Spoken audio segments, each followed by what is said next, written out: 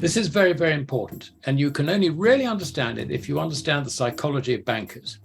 Imagine that you're a director of a bank and you have got loans out to businesses in this environment. And you know that quite a number of the businesses which you have lent money to cannot handle higher interest rates because they are, we could be really blunt and say that they're zombie companies which you've been keeping going because you didn't want to write off your loans.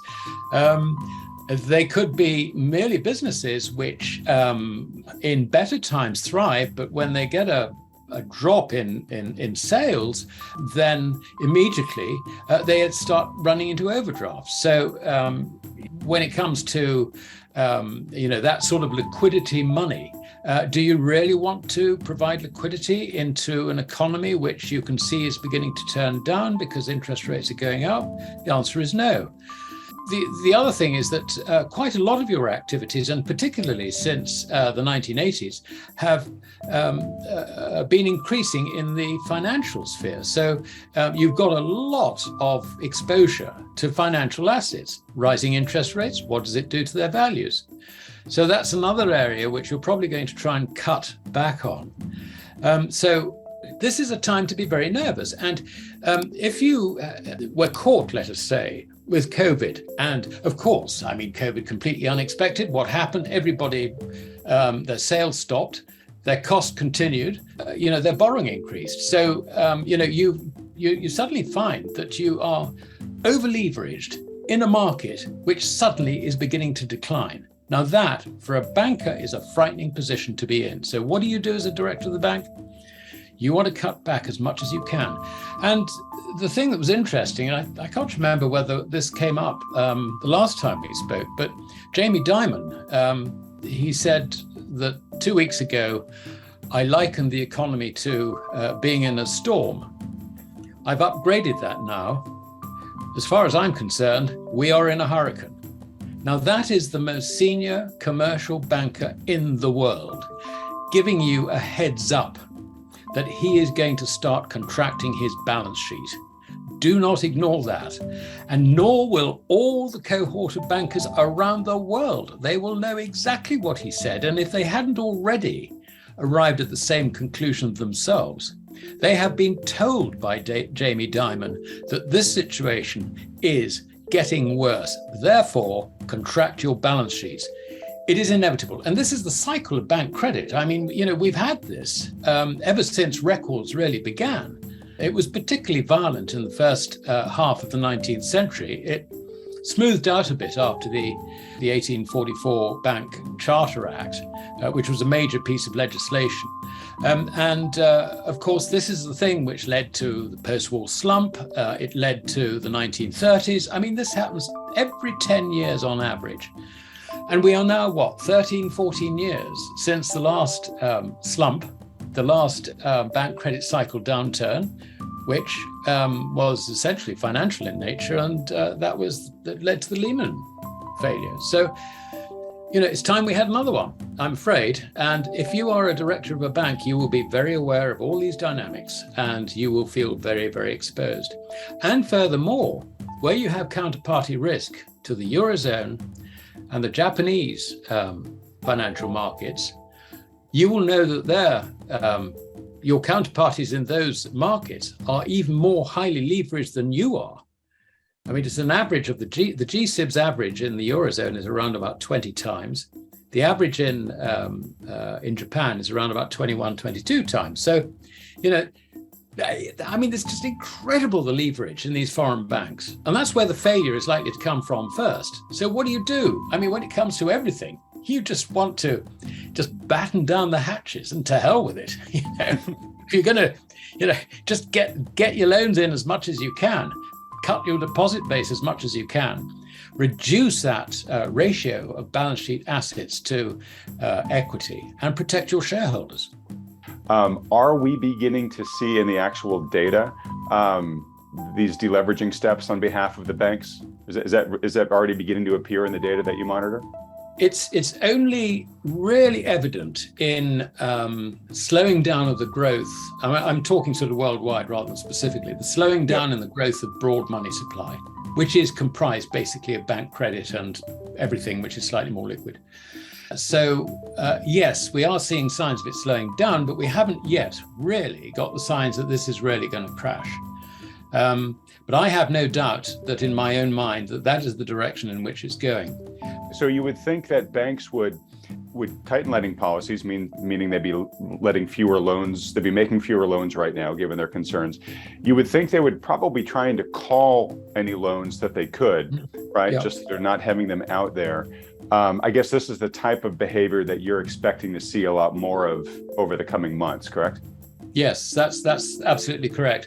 In fact, you can see it already in the figures issued by NASDAQ on margin debt for financing financial positions or positions in financial assets. I mean, that has been contracting very sharply in recent months. So it's really sort of understanding, what makes people reduce their loan positions. I mean, basically, when you've got a really frothy market and everybody's bullish, it's not the people taking profits, because actually their psychology is we want more. Right. So, inevitably what happens at the top of a market like that, when the loan books start contracting, is that it is the banks driving it, not the punters. And obviously it's not a pure argument. I mean, there's a bit of both, obviously, but I would say that overwhelmingly the banks, the brokers would be pulling in loans rather than the reverse. And, so when you see, sort of positions beginning to go sour, I think that they would tend to act very, very quickly on the margin in order to try and close positions down. So it's an interesting question, because we tend to think of margin loans only really being on the bull tack, but we do know that hedge funds have been shorting it and have recently been squeezed, which is why the equity market has been so strong in the last month or 6 weeks. So, either way creates a loan situation which would be reflected in the NASDAQ figures. But by far the bigger determinant is the use which the public put on that money in terms of its use value. So to give you an example, if they decide to dump the currency completely in return for goods and services, then it becomes completely worthless, despite the changes in the quantity of money which may or may not happen. And I think that at some stage we are likely to see this played out in quite dramatic form. And the reason I say that is that when you get a very severe contraction of bank credit, it inevitably leads to banking failures. It is the job of a central bank to try and ensure that these banking failures do not happen and they do not impact on members of the public. So what you're going to see is the currencies being debauched in order to protect the financial system, if I can put it that way. And I've said this so many times until I'm blue in the face. The prime example of this was John Law in 1720 France, when he printed credit in order to buy support shares in his Mississippi venture. And it got to the stage where it no longer began to work. The shares sank despite that. But what happened was that he destroyed the currency in the process. And we have a similar situation today, where the central banks will try and keep the whole of the financial system going, which basically is not just keeping the banks open for business, but also stopping financial assets from sliding in value. And now that's going to require enough money printing to either destroy the currencies through quantity alone, or more likely, destroy the credibility of the fiat currencies that they issue in order to try and support markets. And that, I think, is really where we're going with this. We are in a situation where the major banks are very highly leveraged. And when that happens and things start deteriorating in terms of the outlook as far as bankers are concerned, then they start contracting their balance sheets. Now, the reason this matters is that GDP is actually it's driven by bank credit. It is the spending of bank credit. The amount of cash spent, because you've got two elements of credit in the economy in terms of circulating media. You've got dollar notes and coin, which are token coin. They're not real. They're not real coins. And you've got bank credit. And if you take out the overseas portion, and funnily enough, I was looking at the numbers this morning, you can pretty much halve the level of cash notes on the Fed's balance sheet as liabilities to arrive at a cash figure for the domestic US economy. Now, that being the case, then 5% of it is cash, 95% of it is bank credit. So what happens when you get a contraction of bank credit?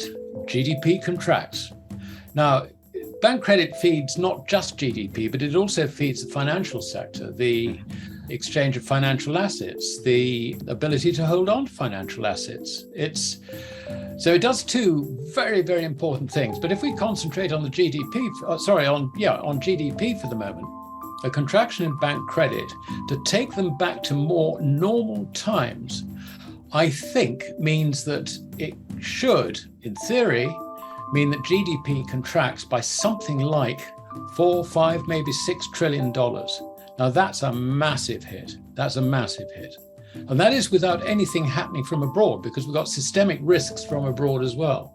So I think it's terribly important to understand what this GDP number is. It is not a reflection of economic performance, economic prospects, economic progress, whatever the Keynesians and the macroeconomists believe.